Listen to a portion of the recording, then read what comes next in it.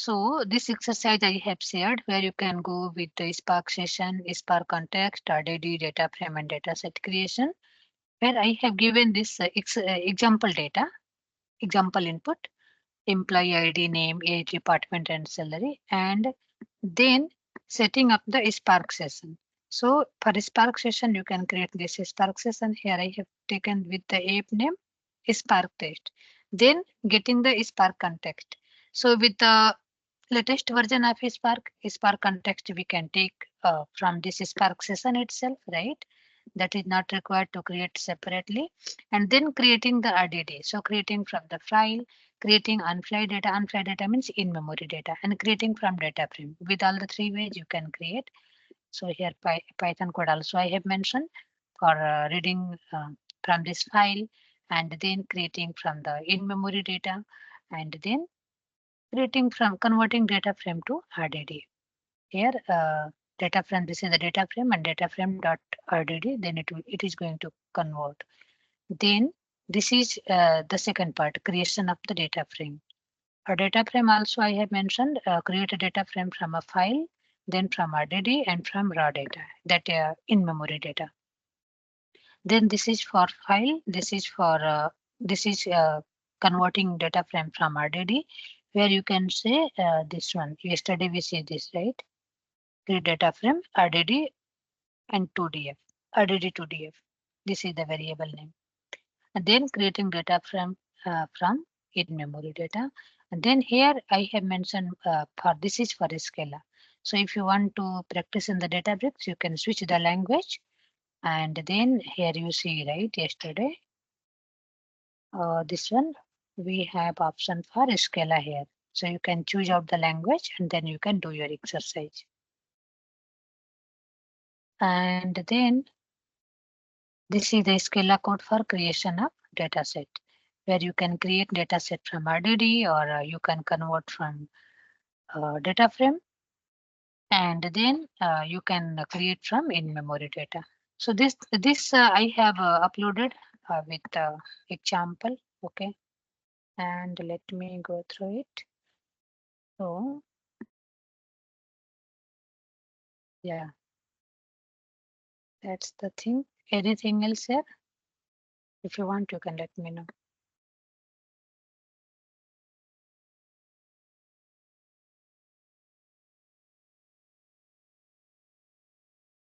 Google Drive. Lots of Apache Spark. This one, okay. This one I uploaded right now. I hope you have got the access. If not, then let me know.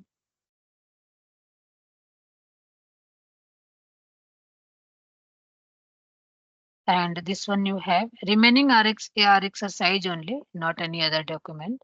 That's why you did not, because if you were going one by one, we are going to discuss this to just avoid any confusion. Otherwise, you will be having the issues.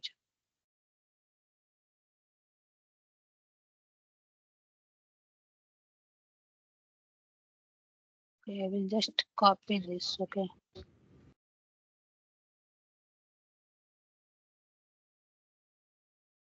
This one I had previously done it with S3 bucket, but now I am going to do it local.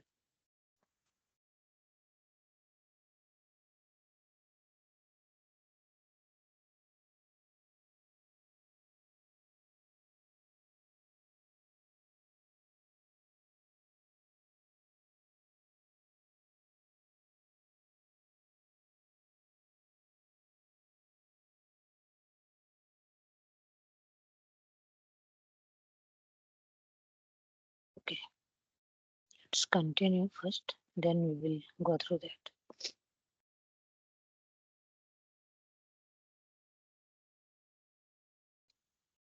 Yesterday we were discussing about this data frame data set and all, right?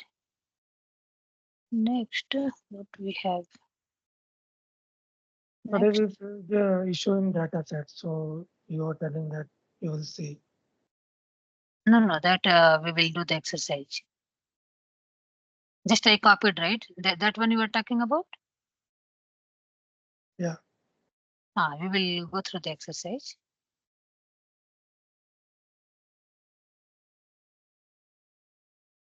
Okay.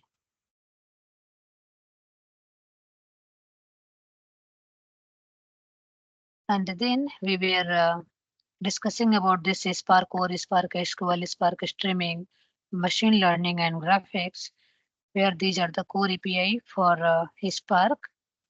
Spark context you have already done. And then this is just a model for your source. Your source can be Kafka, Flume, HDFS, S3, ADLS, your Google storage, Kinesis, Twitter, or any other websites, portal, any apps. It can be anything. Your on-premise, and you can run your Spark streaming, and you can stream the data again back to HDFS database, dashboard, or anything else as a target directory. Here we have the main differences between RDD, data frame, and dataset. So this is something you are going to get into your interview.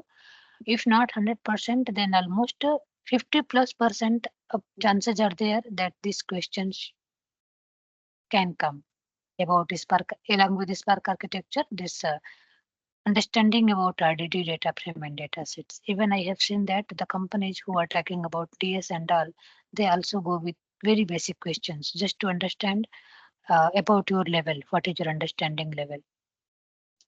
So here, if we see for the RDD, this is the low level, right? You understand that if you're not doing anything, then this is going with RDD only. RDD only. These data frame and data sets are higher level. Distributed wise, all are working in the distributed mode only. Only this is the distributed collection of objects, and these are distributed collection of rows, data frame and data set. Rows, because of that only you are getting data into tabular format, structured data, right? These are with the schema. This especially for the data frame. And this is a strongly typed object. That means this is its internal specification. That's why this come in more better way comparing to RDD and data frame. For type safety, this is yes, and this data frame is no, unless using row. And this is again yes. This is the combination of both. Ease of use, this requires more code. If you are going with the RDD, this can be sometimes complex because this needs core programming. Okay, data frame means you have the table, then you can go completely for the columns, and you can do that. But let's say you are having some list of data, array of data, you are not converting to data frame, and then you have to do some manipulation with the data, either with the mapping, flattening, or doing some reducing, some aggregations, some special aggregations are there that you are doing without converting to table. Then you are going with the RDD. In that case, that is a core component here. Code is not yet clean. Means that is not cleaner like data frame. So you need to do some coding, complex coding. I can say that requires more code comparing to data frame and data set, and it is less expressive. That means your understanding should be good. So if you are not really good, then you can try to do the same with data frame.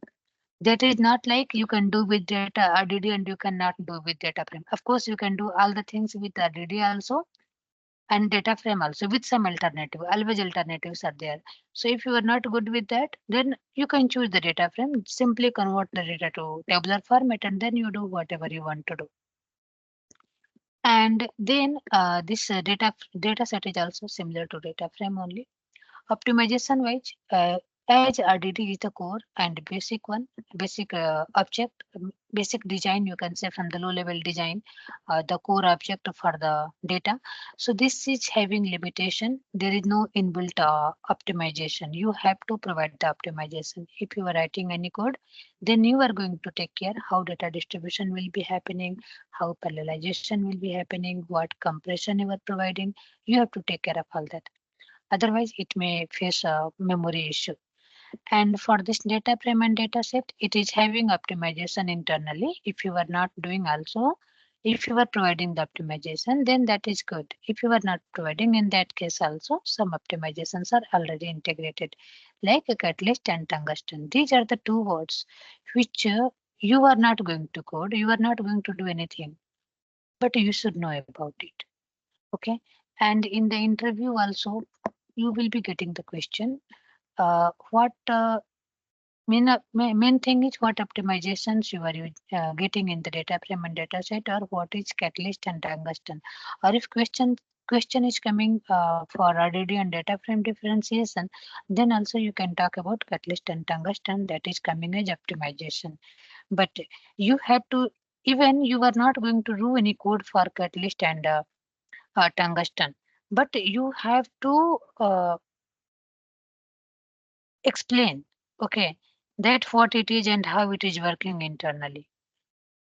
So if I talk about catalyst and tungsten, then these are the key components, okay, for this Spark execution engine that provides significant optimization for distributed data processing.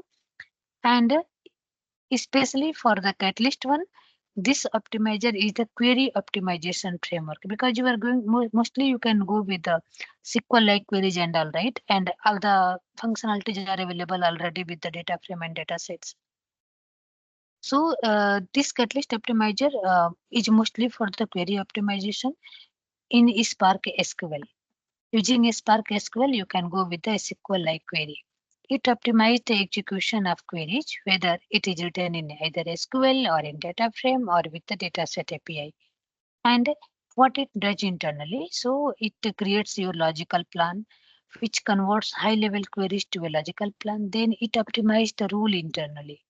It applies various rules to improve the logical plan, like predicate push down, constant folding for the data.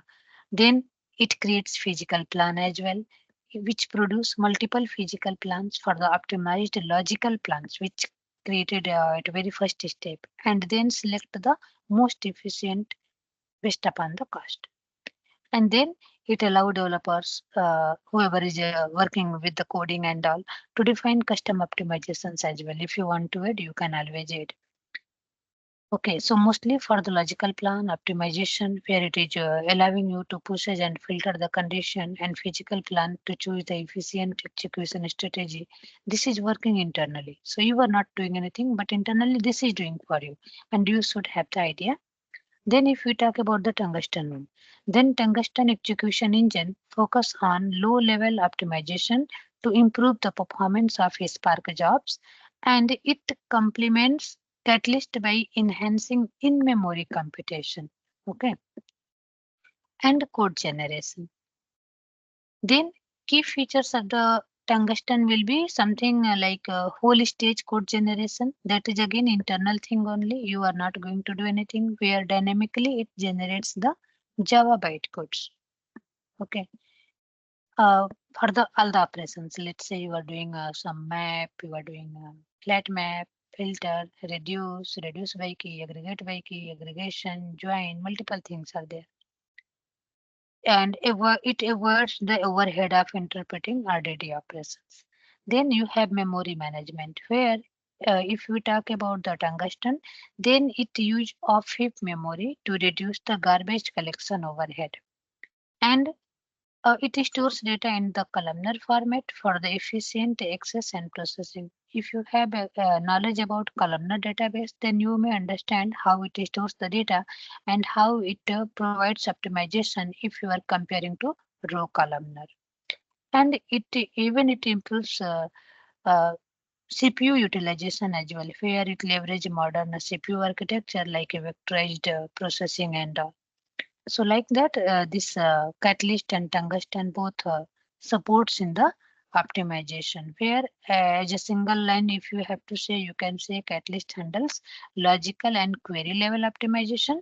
And for tungsten, you can say tungsten optimizes low level execution by improving memory usage and generating efficient bytecode internally for your application. Okay, so these things are there. And then transformation wise, in Spark we have two cores for the coding, transformation and action. Based upon that only we have to work. So For the RDD, let's say for you have map and filter. For a data frame, SQL like where group by column wise, whatever column wise many transformations are there, which you can do directly with the data frame by adding the column, renaming the column, deleting the column, and manipulating the data for the columns, uh, doing the typecasting for the data type, and changing the column names and all everything you can do. For dataset, this is similar to RDD with SQL-like API. So as this is taking both of the things from RDD and data frame, so it is having both. Then action wise, action we have two things: transformation and action. So if you are doing filter, then of course you want to cache the data, you want to see the output. For that we have collect and count. Here in data frame again we are having multiple like count, collect and all. In data sets also we have. Anyway, we will be seeing that one by one. So don't worry about that. Then API availability. This RDD is available in Scala, Java and Python. And this data frame is with Scala, Java, Python and R. And this data set is with Scala and Java only. Okay. So your data set is having limitation. Use case wise, RDD unstructured data. If you have structured data, you can go with data frame, you can go with data set, you can convert that data into data frame. What if you have unstructured data? Before converting to, if you have unstructured data and simply you convert it to data frame, what will happen? Will you get the proper output? Any idea?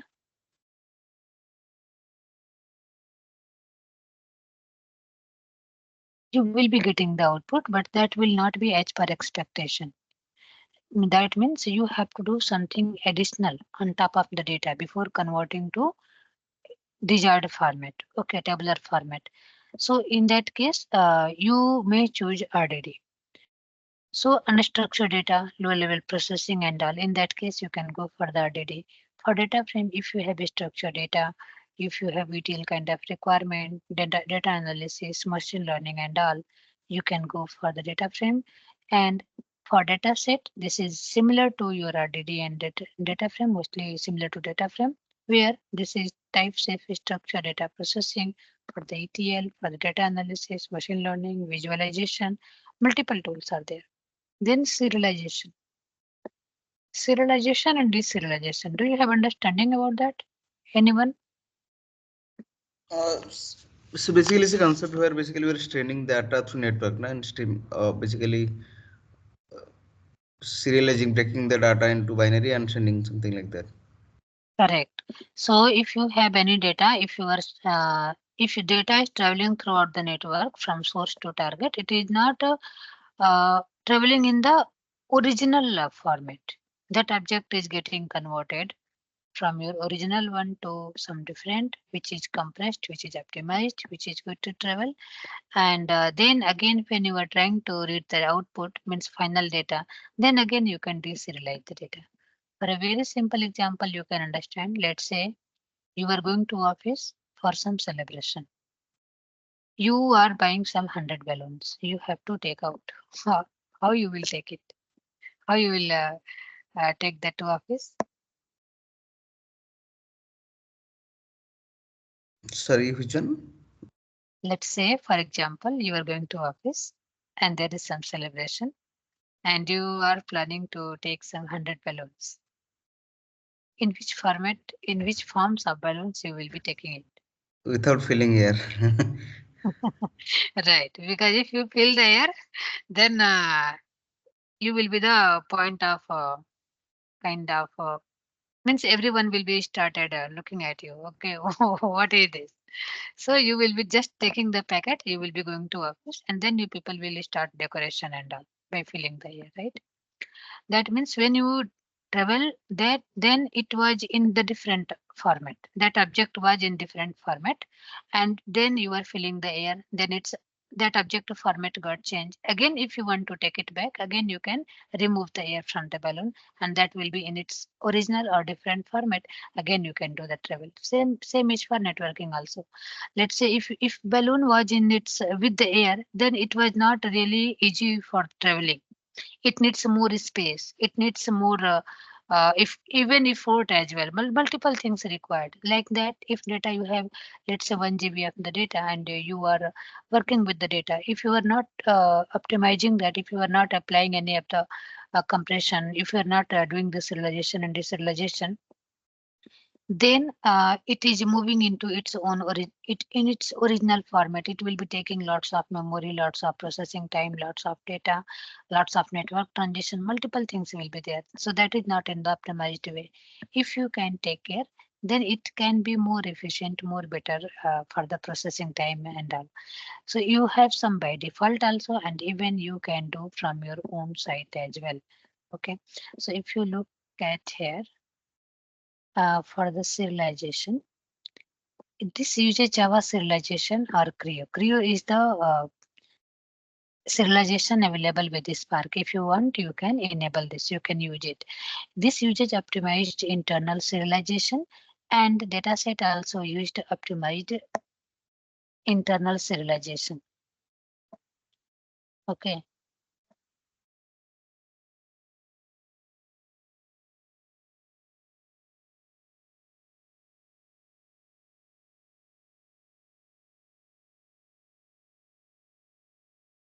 So whenever we are working with the data, then serialization and deserialization works. Okay, serialization mostly this is the part for the this is the part of processing which is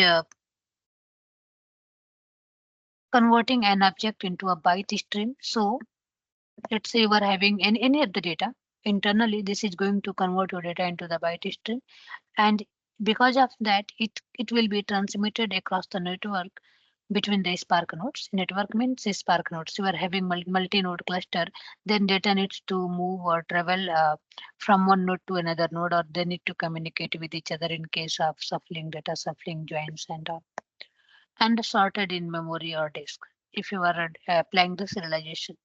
So is in Spark mostly, as we are discussing about Spark only, but this is not limited to Spark. Serialization is everywhere with any other programming language.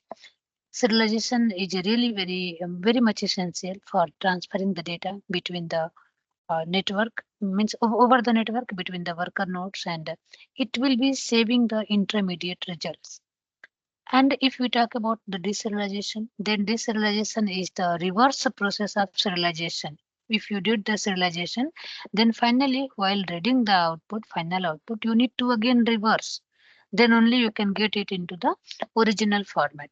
So deserialization is the reverse process of serialization, where the byte stream is converted back into the original object, its object form. And this is the part for the deserialization where Spark executor will be understanding the data received from the driver or the any of the other worker node. Okay, so we have multiple serialization and deserialization in the Spark. So like we have in PySpark, we have pickle and arrow also for the serialization, and by default anyways we have Creo. So in most of the cases you will be seeing this Creo, which is a Java serialization. If you are working with Java, then you can go with the Java serialization. But of course, you are not going to work with this. Then this is Creo is the basic one with this Spark. By default, it will be available.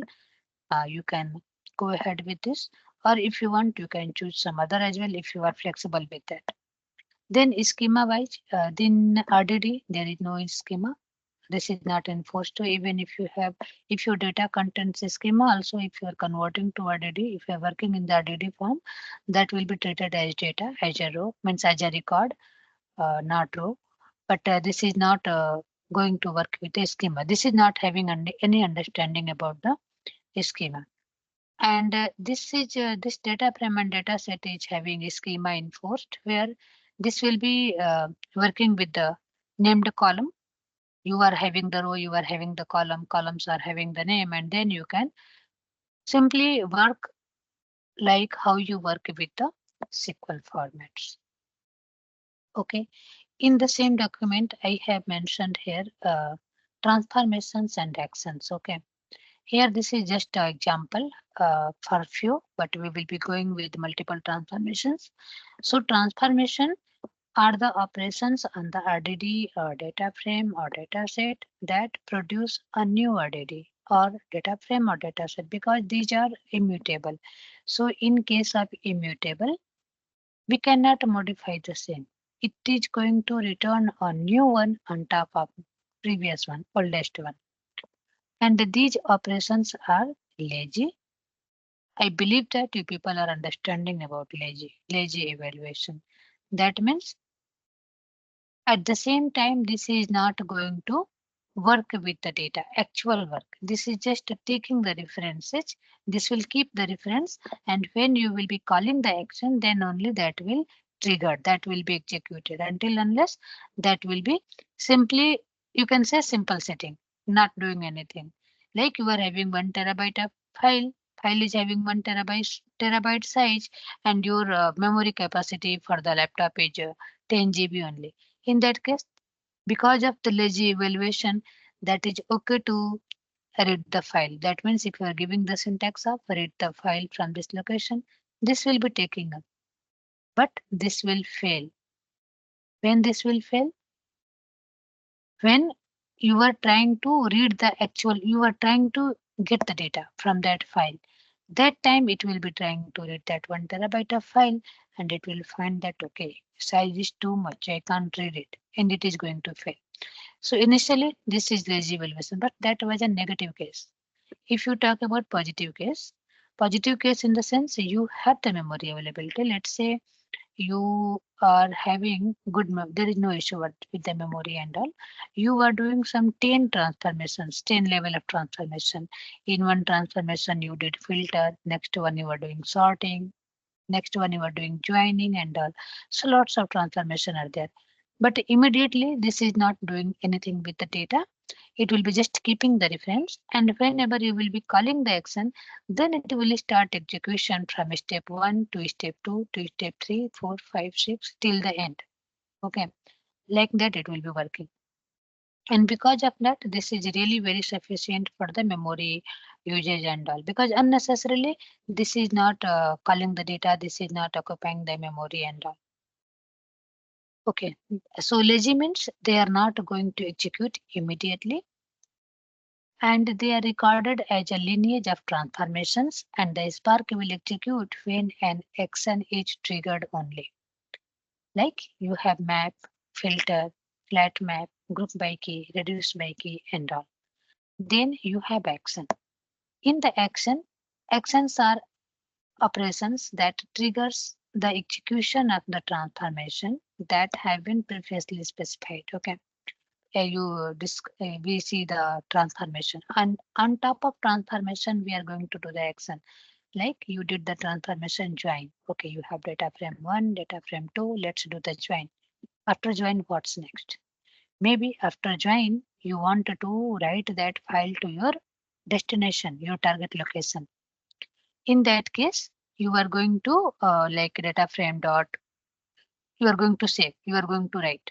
Okay, with some collage option and all, by providing the partition, by providing the path. So when you are trying to write, that is the action. When you try to do the join, that is the transformation. So these actions are on top of transformation.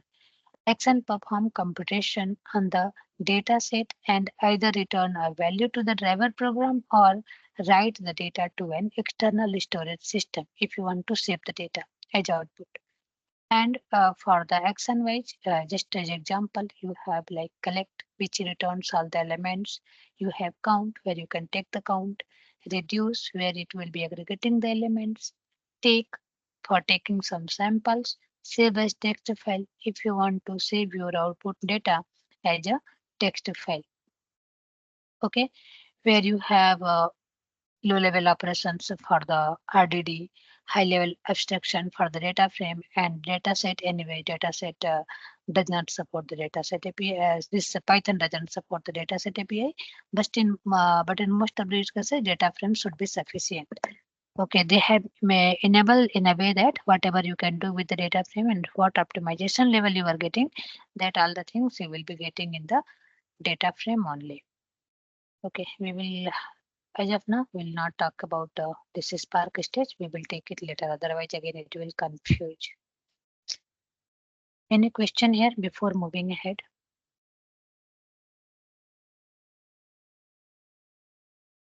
Mostly the question will come. So basically, if you are going to practice, we'll practice little bit on RDD, how to create RDD and all, and little bit on more on data frame will focus.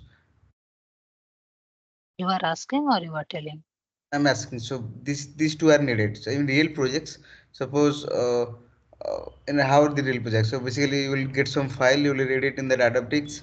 You will do the basically create a data frame on top of that. You will join those and do a semantic level aggregation and write it either into database or in storage. That's how it works, no?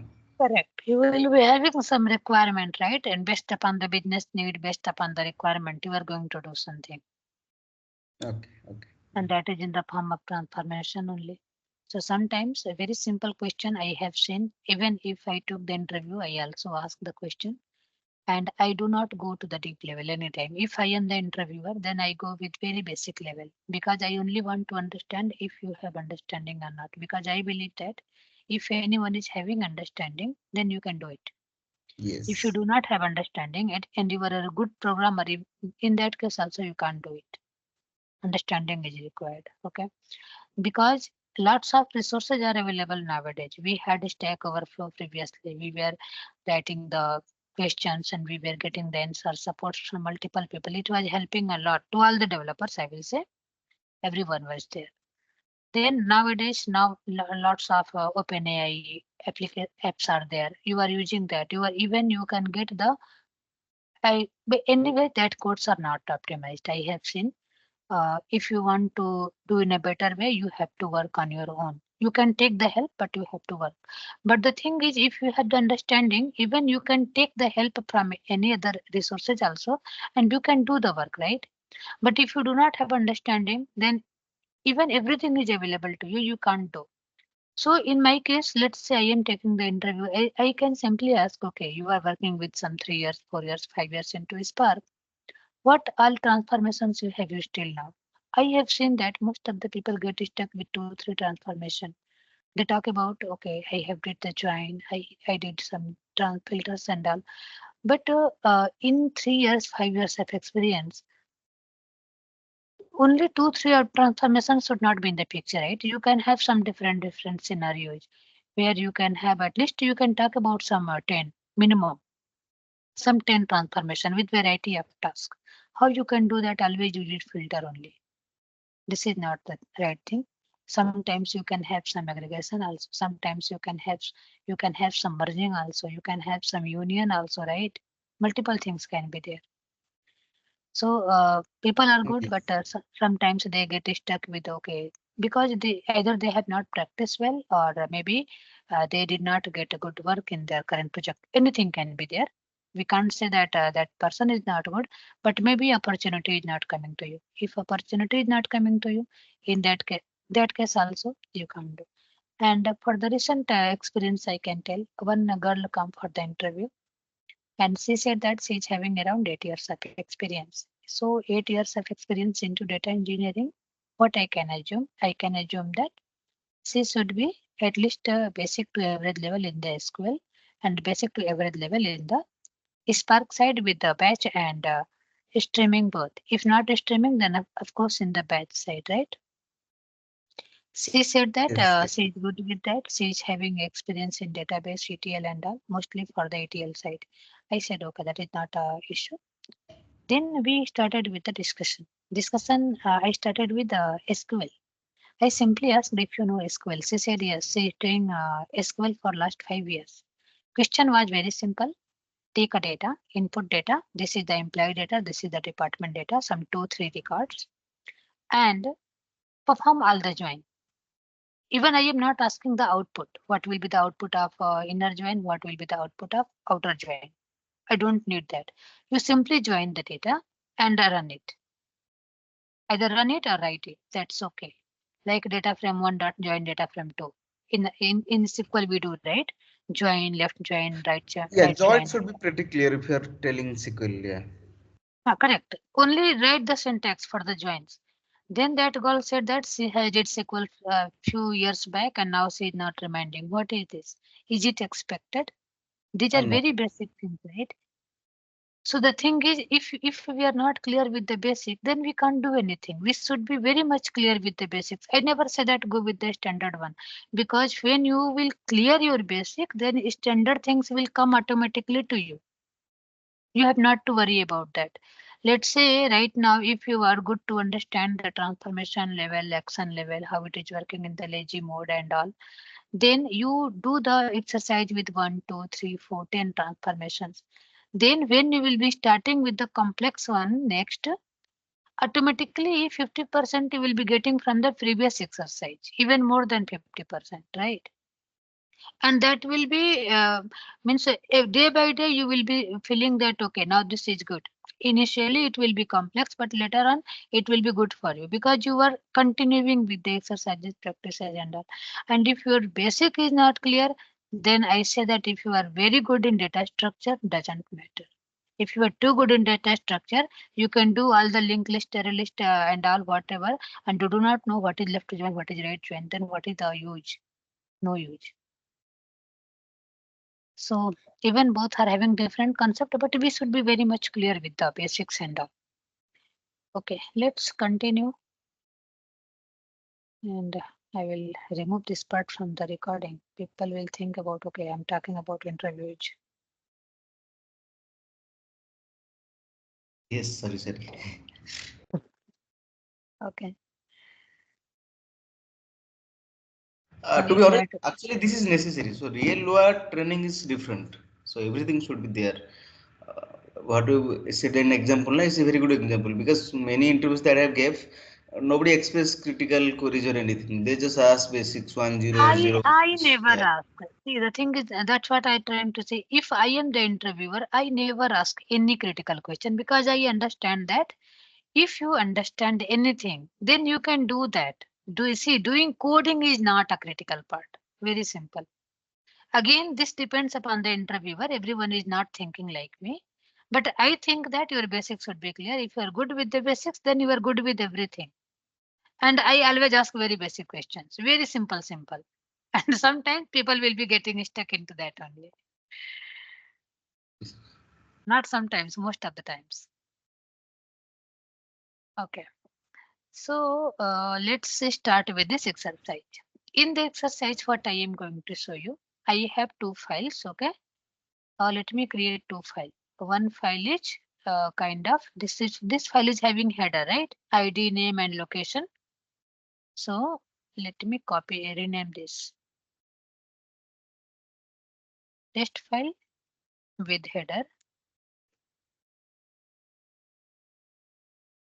and then refactor. And then I will copy this file and I will make it without header.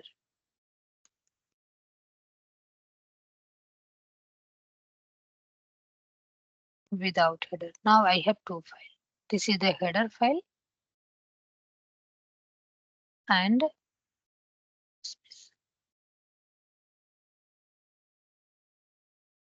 this is the header file and this is the file without header. I will remove the header from here. Okay, in the real time, both kind of files can be your input. Either your file can have the header or your file is without header. Now what you are going, sometimes we do lots of mistakes, right? So this is going to help you. Now I will copy this file location. I will replace.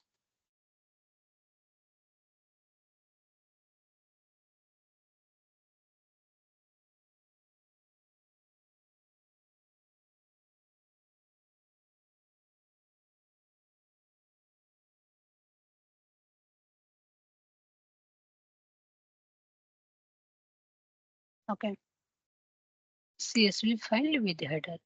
So here I have taken this Spark session and this is the employee data. This is my file with header and then this is the schema. So what is my file? Employee ID, employee name, employee age. Let me create data according to this only. ID name, age, city, department. ID name. Then let me take it. Age, city, and department.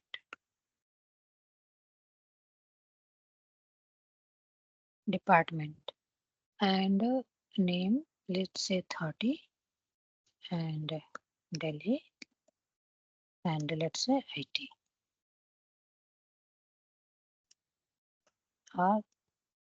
Sorry. Let me take it IT. Okay. Let's take it IT only. And then Mumbai. Okay, let's take first age 28. Mumbai. Let's say sales. Or let's take it HR. Okay. Then take this two data only. We'll take it. We'll copy the same to here as well without header. And I will remove this header name. Now my data is ready and I'm coming back to code. That for that data, I want the manual schema. Because if you come here, you can see the data is having ID, name, age, city, department, but I want a schema with this name, EID, ENAME, EAGE, ECT, EDepartment. What is the data type? We can give either integer type, string type, or whatever, Boolean you can provide. So if you want to have custom schema, in that case, using struct type, we can create the all the struct field, whatever we need with the expected data type. Fine. Now we have employee CSV data.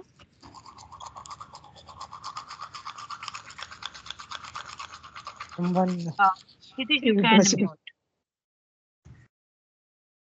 Sorry. Yeah, yeah. Okay. So here employee CSV data. For this CSV, I am giving just spark.read.format CSV, then schema, custom schema. If we are not passing the schema, then anyway, this is going to work. Okay. So this is for reading the file. Now I will simply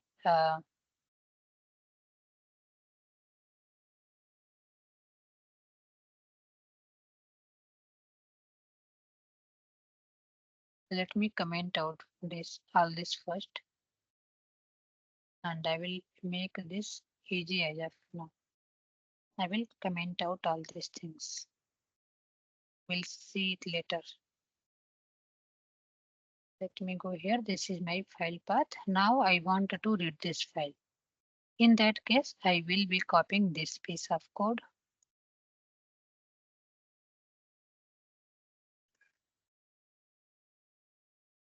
Let me uncomment it.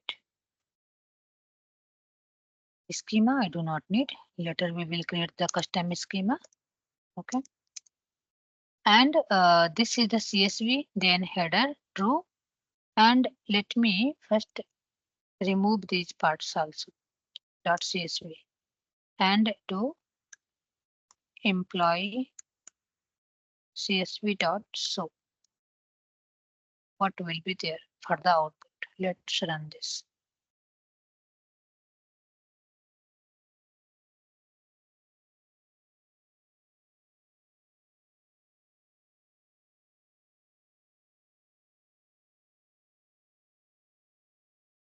What do you see?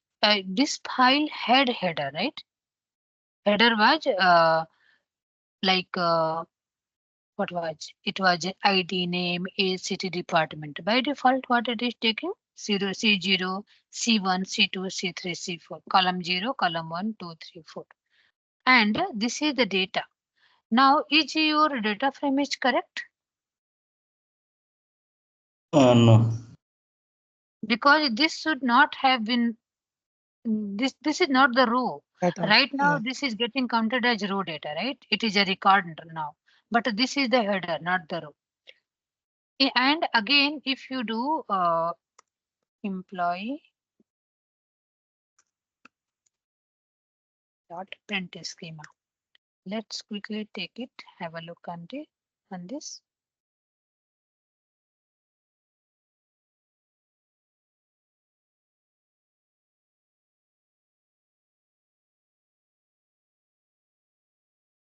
Okay, then all the things are string. By default, it is taking the string object with nullable true. It is allowing the nullable. Here, this is the header file. Read file with header. And just I will quickly copy and will make it for without header. Then you see, then we will do that. CSV file path without header.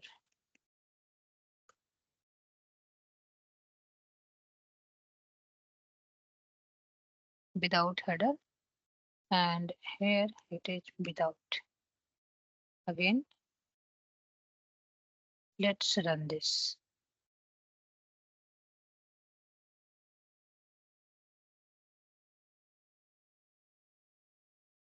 We need to remove the header from the file as well. No, this file contains no header. Here, header is not available. So this will be completely fine. There will not be any issue.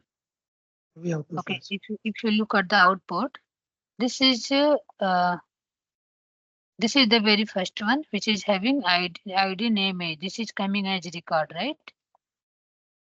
And this is the data type for this. Second one, okay, but this file location I have given same, right? This is the file test file without header. Test file without header .csv, and then But you have to give the path in the line 22 also, no? CSV file path is, it should be CSV file without header. right. That's why I'm thinking where the issue is. This is taking the previous path only.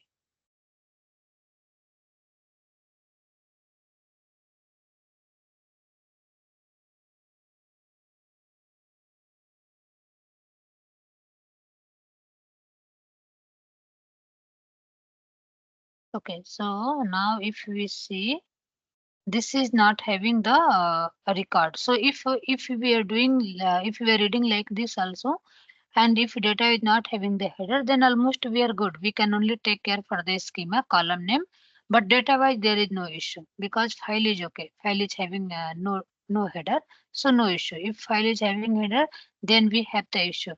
For that we have header and we have InferSchema. In interview also, you are going to get questions about this.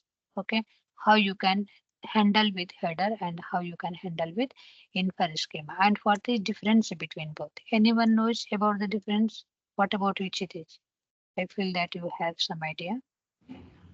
So basically header rule, it will consider the first row as header.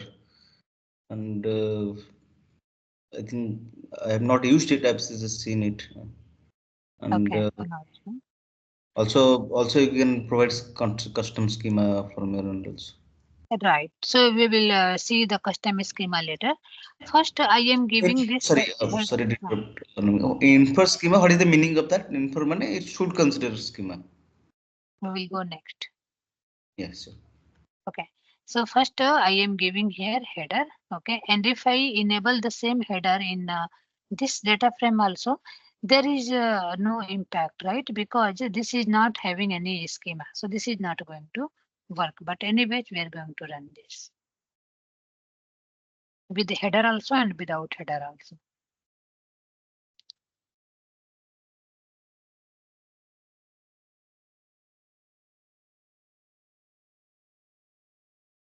So if you see here, what happened? This made this row as header. When we did header equal to true, right? So it is good to read the file and it is scanning that, okay, what is the first row, make it header, and it is good now. If you come to the data type based upon the data, but here everything, ID also string, name is also string, age is also string, and if you look at the data, ID was not actually string, right? It was integer. Age is the integer, but here it is taking ID and age also a string. So if you are doing header, then header is inferring the schema, means from the data, taking the first row, and that is considering that a column name, but type data type by default that is coming as a string. So all the objects are getting treated as a string object. Now this is the next data frame for data frame without header. In without header, I did again header equal to true. But in this data, actually there was no header, right? So what it did the wrong? This has taken first record as header. That is wrong, right? It is not required because this data is not having data. So let's comment it out. This is not required. So with header, we can enable the first record as column name and data type for that will be string for all the object, because it is good to understand about the column name, but this is not having any understanding about the data type that you have to take care. Now, if you look at this, I removed the header equal to true, so that is okay. Now this is coming in the original format.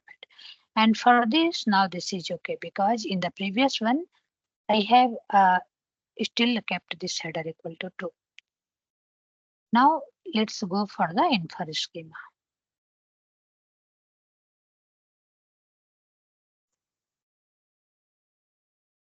And I will remove header now. Then we'll see.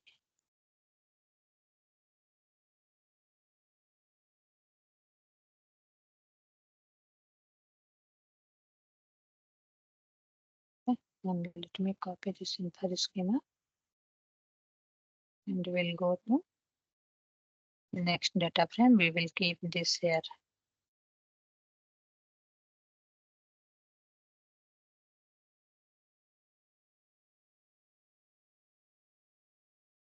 Let's run this.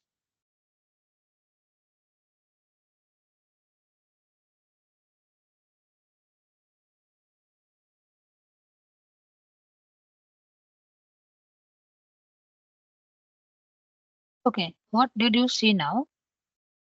I said InferSchema. I have removed header. Okay. For InferSchema, this was unable to take the header because it is commented out. So it is not taking the first row as header. But with InferSchema, it was unable to identify the value of that. Okay. So this is ID. And for this column, ID is this is the column name. That means this is the string. So even second row is having the integer value. This is not considering that. This is taking the data type based upon the first row. First row is coming as a string. So this is considering the string type. That is again wrong. So InferSchema means that will be good to detect the data type for the data, and that detection it will be taking from the very first row. Okay, and based upon that only this is going to decide what is the data type of that. For that example, we can simply uncomment it. I will take the same from here as well.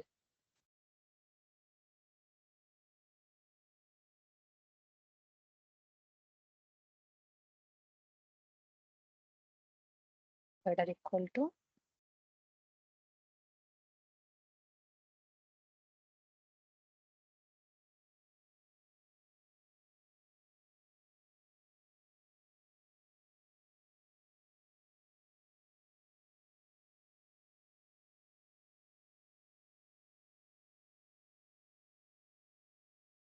now let's run this. So this should work with the header and InferSchema both. Header means this will be enabling first record as column name, and with InferSchema this will be good to detect the data type. But again, InferSchema works with the first record, means it will be doing the data type detection with the very first row. And if your second row is having some different data type, then maybe this is not working perfectly for you. You have to look out for some alternative can work here. Okay, so let's see this one. This is the ID name with header. This was good to understand about the column name. Now come to the data type. If you see now as InferSchema is true, it is good to detect the data type also, right? ID is integer, age is integer, name, city, and department is string. So you can get the question in the interview, the difference between header and InferSchema, what it is. So using header, you can enable the data column name with the first row, and with InferSchema, it will be detecting the data type, actual data type for the data. And this data type will be coming based upon the first row. Maybe your second, this assume that let me modify the data. Let me take it 3. Okay, this is in the string, and this is some name, and let's say Bangalore, and this department I am keeping the department ID. Let's say 1 2 3 4 instead of department name. Now let me run this.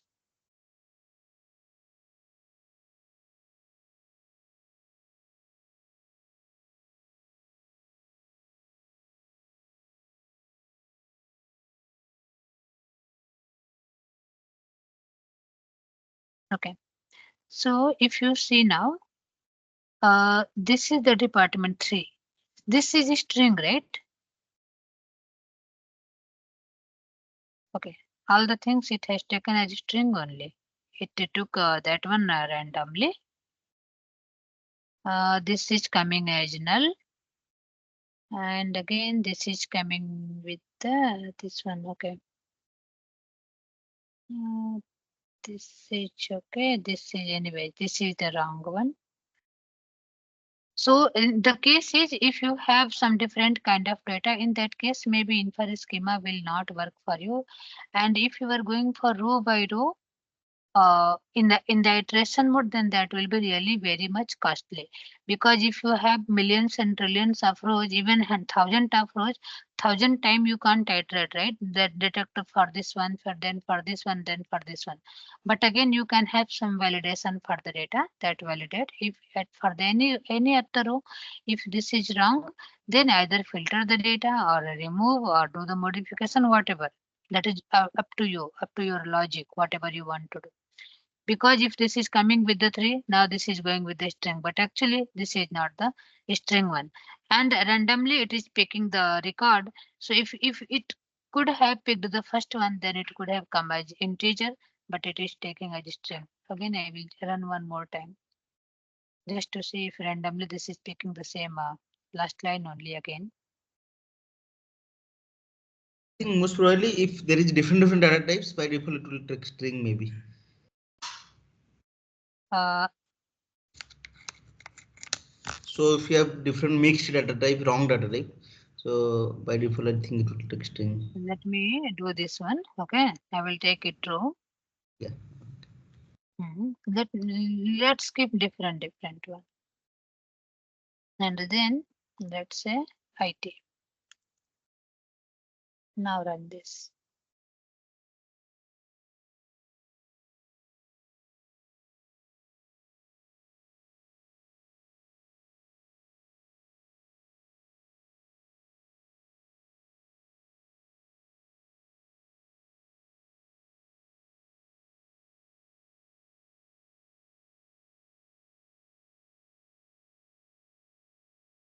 Okay, this is taking a string only. So that simple thing is, it is unable to infer the proper schema for you if your data is coming with the different types. Because maybe if randomly this is picking the data, then for sure this has picked up this one record 3, and based upon this, this is good to infer the schema.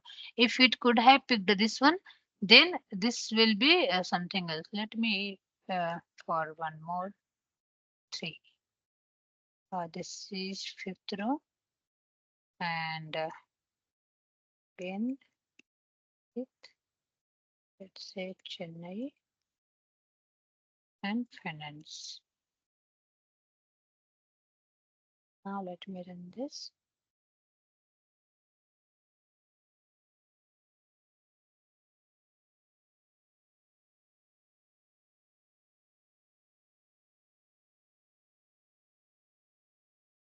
Yes, because that is from the server side. Suppose because string can be applicable to everyone. It's But string means that will be supported everywhere. You will everywhere. not be having any null issue and all, Yeah. because string supports everything. That is for safer side, that is fine, but you it is behaving in different way. Okay, again, even if this is 5, it is taking the string only, right? So if you have the question related to header and infer schema, you can explain that, you can go with the exercises and all, and you can understand how this is inferring the schema and how it is enabling the header. So this is for the file. If you have the file which is having the header, you can enable the header and you can infer the schema if you want the actual data type for that. And in the real time, of course, we will not be having this kind of data. Our data will be almost a similar kind of data for all the records. So this will not be a kind of this kind of mess up that we have true also, integer also, string also. That will not be. And if that is, then of course that is wrong, right? Then let's come to this file without header. File without header, this is going completely wrong because first record is taking as a header, that is wrong. It is inferring the schema based upon this data like 1 RAM 30. Based upon that, this is doing integer, string and all. But this is wrong. We can take the custom schema for this because file is not having the schema. For this custom schema, here we have custom schema, this one. Let me uncomment this entire part. So this is the employee ID. You want this one as column name, employee ID, name, age, city, and this is the data type. And then employee CSV data, read format, then custom schema. This custom schema we want to pass header infer schema true, and then load CSV file path. So CSV file path without header, and then employee CSV df dot so. Let's run this now. And then I will again comment out these both because we have already given the custom schema. Then we can see if I am not caring about header and infer schema. Let's it run. Okay, now you can see this looks fine, right? This is coming as column name, employee ID, name, age, city, and department. And here also you can see custom schema, whatever we gave, it is taking, and this is taking Siam, Mumbai, HR. But the thing is, where is first record? It is saying warn CSV header doesn't conform to the schema. Header 1 RAM. So this is removing the first record and it is replacing that with the schema. That's why you are missing first one. Expected employee ID but found one. Okay. Now I will be enabling the same. Okay, let me see it here. That is again wrong only. Now But we'll you do have this. mentioned without header, I think. Yes.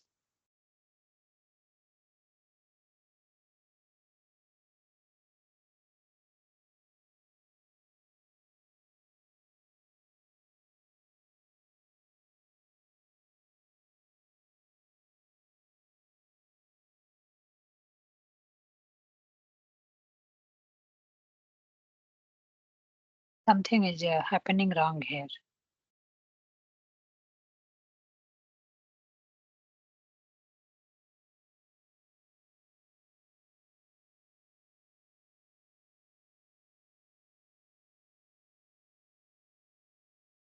Because this is not taking the first one, right? I think we have mentioned header true. That's why skipping. Also, we are putting custom schema. So if both are matching, then it will take. Otherwise, I think skipping something like that. Yeah, no, I tried with that as well. I think something else is there.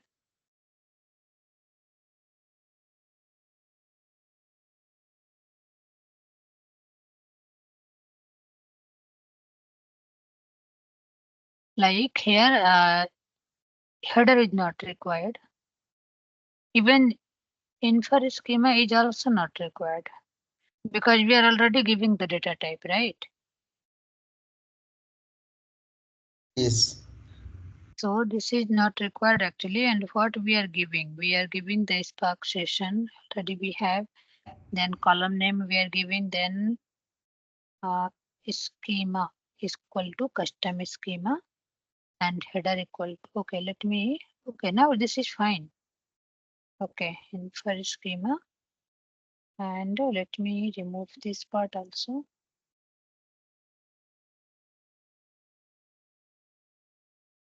Means in that case we have to keep header equal to false because we do not need it. Either you can comment or we can make it false. And InferSchema anyway this is not required because it is already having the data type provide, means we have already provided the data type, right? Let me, yeah, uncomment is only okay, not required.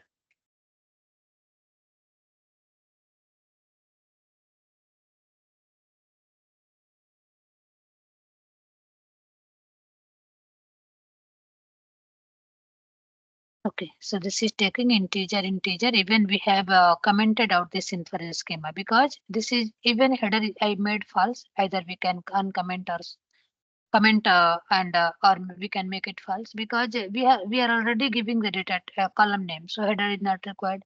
We are already providing the data type, so InferSchema is also not required. Now I feel that you are good with the header and InferSchema both. Any question on this? No, it's And the thing is, if you have the input file which is having header already, then you can enable the header, you can enable the InferSchema.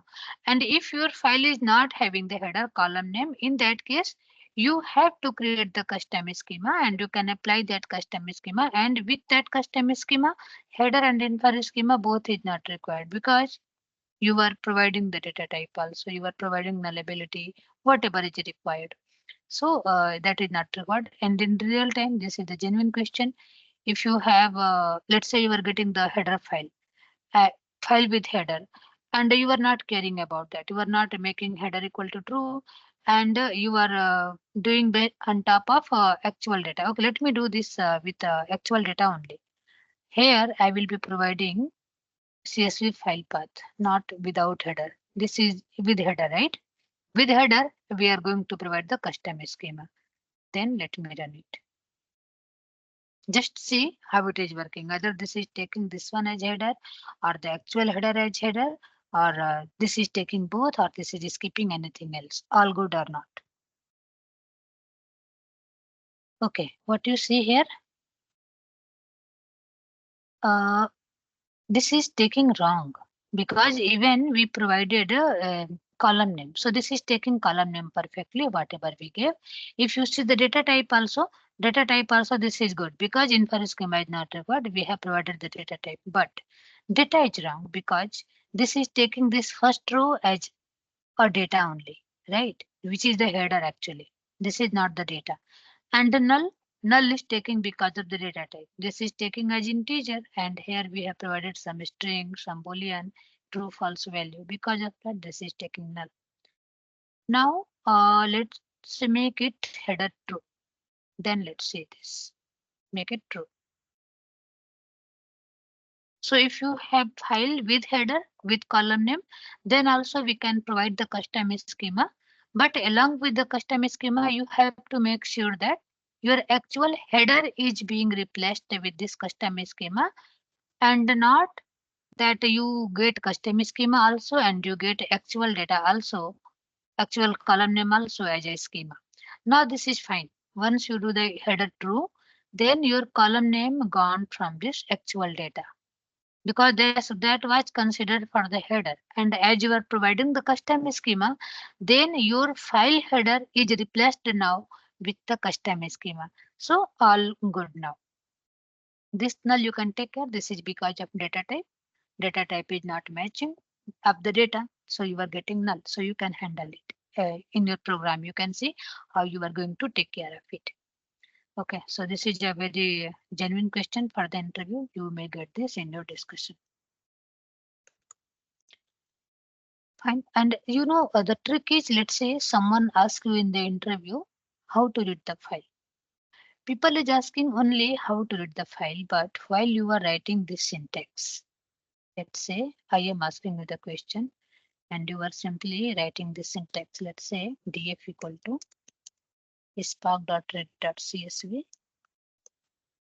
spark.read.csv, and you are giving path of the file. Okay. Let's say, okay, CSV path, CSV file path. And then you are saying schema equal to true. So this will be taking your custom schema. So custom schema means your whatever you have given. And then let's say header equal to false. Header equal to false or true, whatever you want to. So in that case, what they ask in the interview, they ask only how you are reading the CSV file. So you are giving, even you could have removed this two part, right? Not required. But you are, if you are not providing, if you are giving simply with this one, then they will be okay. Okay, you know how to read the CSV file. But if you are adding that custom schema, header, infer schema and all, then what will happen? Maybe most probability question will be coming from there also. Okay, why you added header, why you added infer schema, what it does actually. So now you can go with your next explanation. You can explain nicely what it does actually and what is the role of header and what is the role of infer schema, how it is working and all. So you can take up your discussion further accordingly. So that will be helping out. This is, so that's why we say no, interview is completely in your hand. How you want to handle that, you can take care of that. Okay. Any Anamika, question here? Yes. yes, I have a question. So we read this file, CSV file with the comma delimiter, right? But in the code, while reading the file, we didn't mention anywhere that file is comma separated or pipeline separated or any other character. So how this Spark knows that the comma separator is this and it has to read like this only. Like in other retail tool, we need to specify what is the comma separator and the row separator. But here we are not defining and still it is reading in the right way. Yes. So your question is really genuine. Okay. Let's do that. Here I will take up this. Let me copy this and I will go to Notepad and I will replace this comma. Go left, replace and pipe. Replace all. This is done. We copy and we'll go to this. Now run this.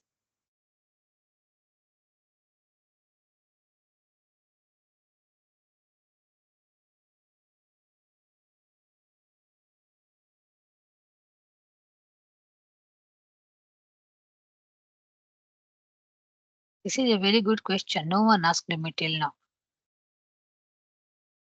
Means I have taken multiple batch, but no one asked this. I don't know why they did not. Okay, what happened now? This has taken all the data as a single row, single column, right? Single column, Yeah. multiple row. Because this took all this, consider that everything is okay. Because you are giving here That's only. CSV Yeah. format, but this is not finding the CSV. And here all the data came as a multiple row, but with single column. Now what you can do is spark.read.csv. You are giving the path name. Then let's say, okay, forget the schema name as of now. And then let's take separator. Separator equal to. So by default, if you are not giving any separator, as this package is for CSV, right? Yeah. So this understand that okay, CSV means your file is CSV. But if not, then you have to take care. Here you see the definition CSV, how it has been defined in the Python PySpark. You can see first parameter is self, then path, then schema, then separator, then encoding, quote, escape, all the things are there, right? So you Yes. have to take care of that. So, and again, these are the default schema. Default means if you are not providing, then also this will be working. Providing, then also. Like in Python, we discussed about KW args, right? Keyword. Yeah. We discussed about args, we discussed about default, we discussed about the key KW args. So this is for that only. You are providing with the keyword. So this is your key. And here separator, I am saying that this is pipe. And then let's take header also make it false because this is having, okay, we make it true. Anyways, we are not discussing about header, so forget about that. Now I should have, okay, I will print here only df dot so df dot so. Let's run this.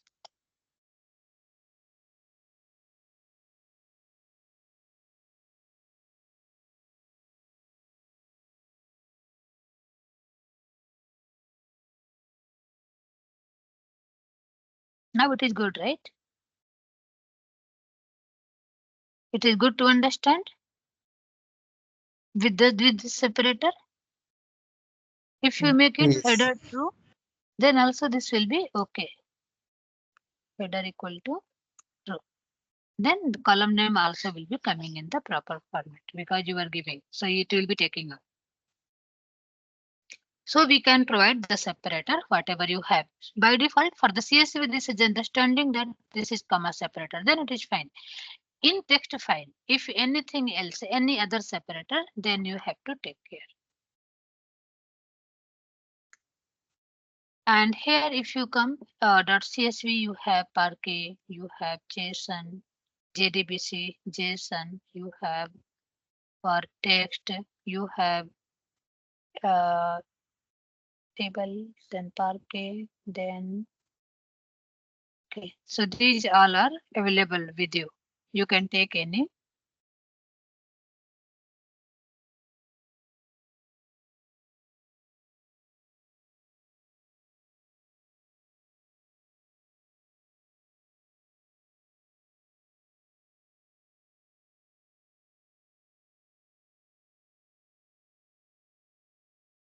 Let's say if you have JSON and all other file formats, then you can go with that. Like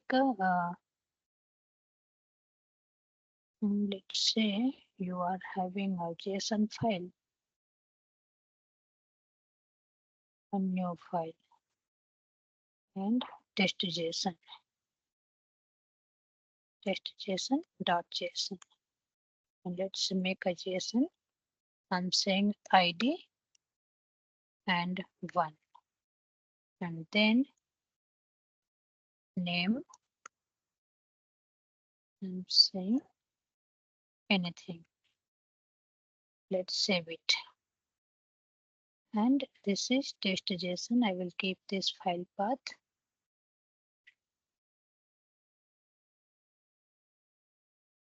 Copy path reference. Come to your code. And here you give JSON. Spark.return.json. This is your file path. Keep the file path here. And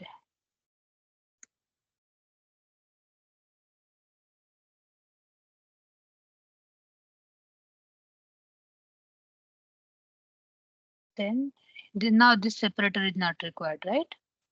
Separator header, nothing is required because this JSON means JSON is having header for each of the record. Now let's run this.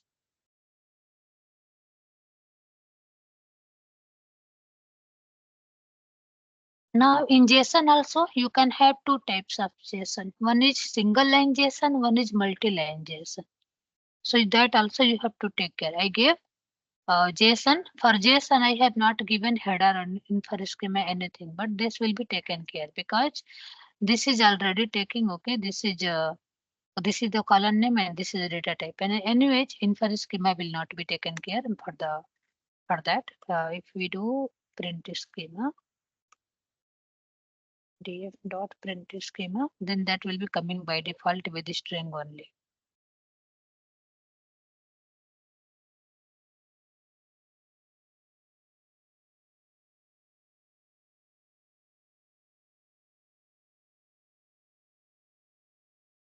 Right? Okay. We have printed this one, correct? Yeah, this is I a think print JSON schema. it is taking the data type. Yeah. Yeah.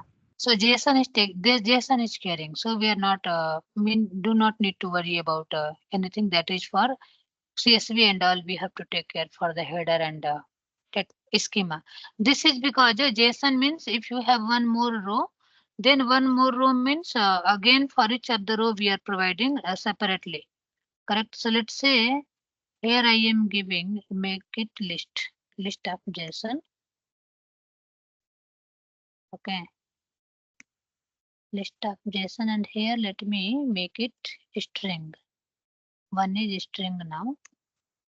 Let's make it 2 and change the name. Then run it.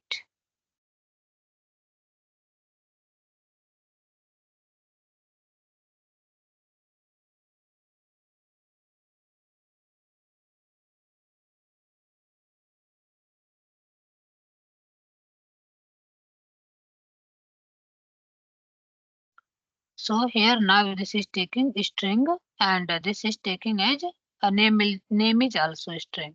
So if there is varying with the data type, then you may not get the data type as per expectation. There can be some issue because InferSchema means again this will be going in the same way how it was going for the CSV. Now this is for the single JSON, single line JSON. If you have multi-line JSON, in that case, uh, I need to create one multi-line.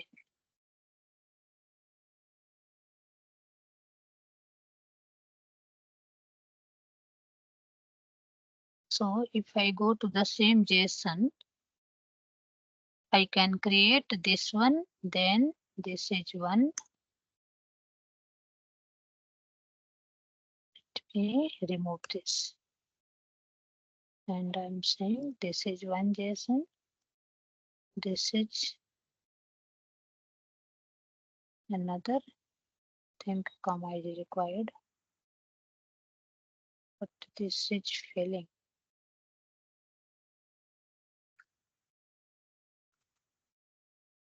ID, name. This is one. Let me first, I'm creating manually, so there can be some issue. Let me take single one only. I will run this.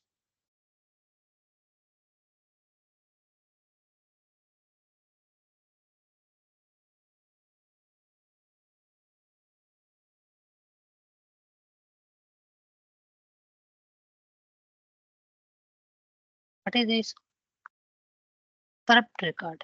Why this is taking corrupt record? Any idea?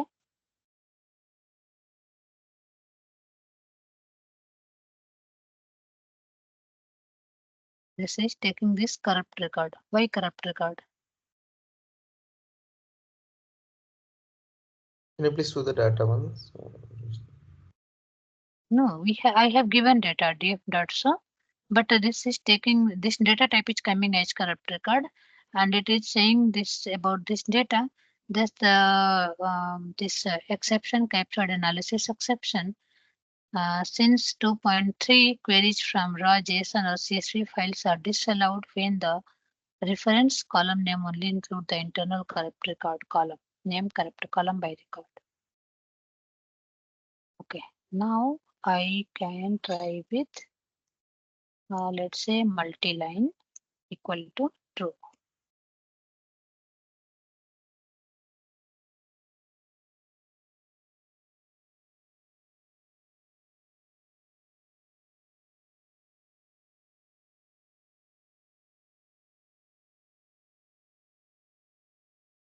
Now this is fine, right? So the thing is, you can have in real time, we can have both kind of JSON. Either you can have single line JSON or you can have multi-line JSON. So if you had single line JSON, all the thing was in single line, then it was working very much fine without this parameter. But as soon as my JSON got converted to multi-line, then it was considered as corrupt record because this was not understanding the original format. This is JSON only, but only line is changed. Line is separated for each one. This was considered as corrupt record. And when I gave this multi-line true, then this is understanding. Okay, my file is with multiple line. Then it is okay. Without any issue, this is good to read the data. This is not considering now as corrupt record. So for multi-line JSON, you have to take this parameter. If single line, then not an issue. And even if for the safer side, you can keep that because let's say this is single line only, and I am keeping that parameter, then also there won't be any issue. Because this can be the safer side, either that is single line or multi-line. Your data will not getting treated as a corrupt record unnecessarily. If that is multi-line, then it will take care. See, I have given multi-line, but my actual data is single line only, but not an issue. If multi-line, then it will consider. If not, then it will go with the default one, whatever it is. So I will share this exercise with you. Okay, where it is. This is read and write from file. This one. And one thing is for this header, with header and without header, that I will share. And read and write from file, that you can add in the same exercise. Read and write in the sense reading from the JSON, single line JSON, multi-line JSON, reading the Parquet file. And if you have to read the Parquet file, then you know how you can read the Parquet file, right? Means how you will be getting the Parquet file as input. First, if you have, let's say I do not have the Parquet file as input, what I can do, I can save this file as Parquet, then my output file will be Parquet only. Then you can take that as an input file next time. You can do df dot write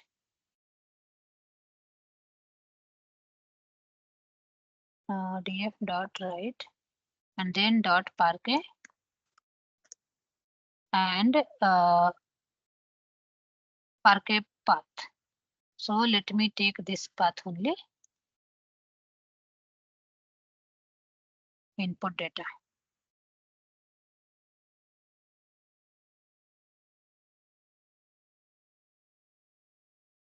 Let me run this.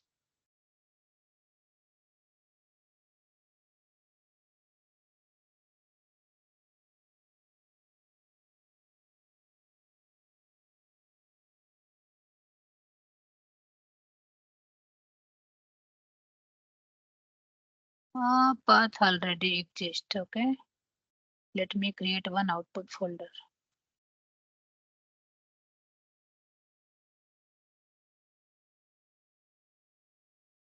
In that case, we can go with the append. I am not going with that.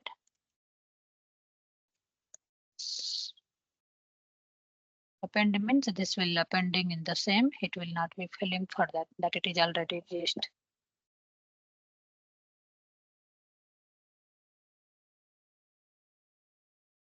So in this way, we can At the get same path, we can write input and output, right? So why it is giving error? Path exist. I File am name not is different. We are creating new file, Parquet file within the same path. So it should write the same path. no. I have not given all the options. Okay, like I am giving df dot write dot let me say mode.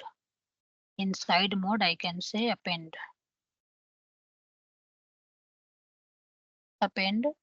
and then dot Parquet and then I'm giving the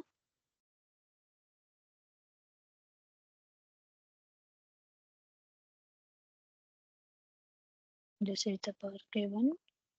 Let me try with this.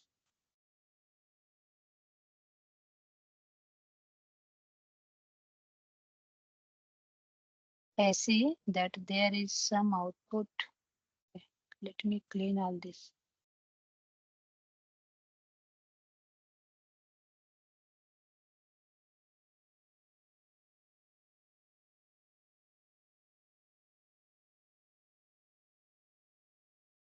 What is the issue? Why this is not writing? It is not working properly. Overwrite, then I am saying write dot mode.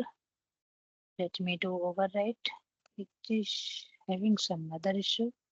Then dot parquet and I think in the path, we should give the file name as well. no, not required. It will be taking the random name. It should take the random name. It should not. It will always take the random name for parquet file. We give only folder level. But why this is failing? Because all the things looks good only. Even without this append mode and all, it should work fine. This is not mandatory. Even for the first time, of course, this should not fail. Okay, data level issue is there. Okay. Now whatever data we are calling, so employee df, let me convert this data. Okay.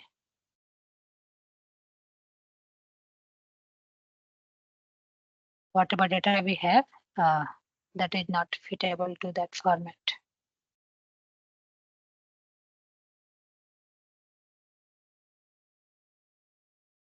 Again issue.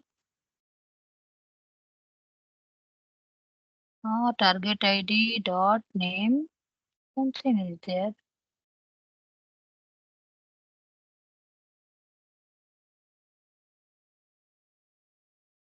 And error while format target ID name.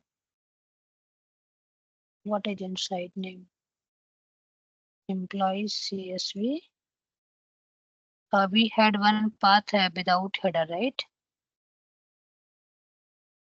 What is the name?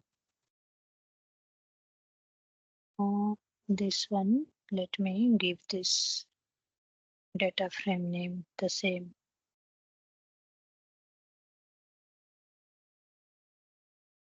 One. This was without header.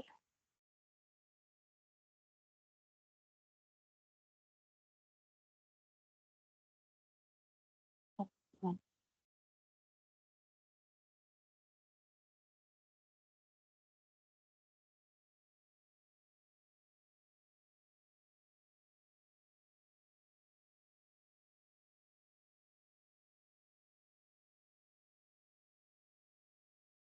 I think data is not okay or what?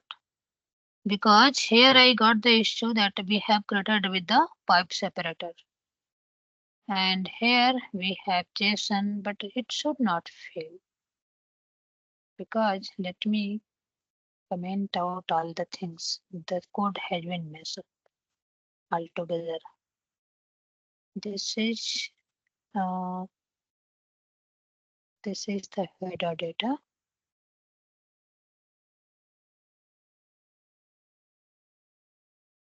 Okay, let me comment out all these things.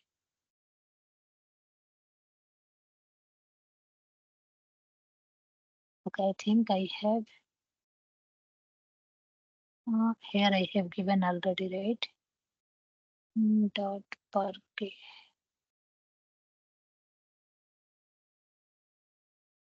Should work fine. I'm not sure why this is failing, because it seems some issue with the data wherever data is not having any issue. But anyways, we'll debug that. Instead of parquet, can we write another format, because we are not reading parquet, something like that. We are reading JSON. Can we write it as a JSON?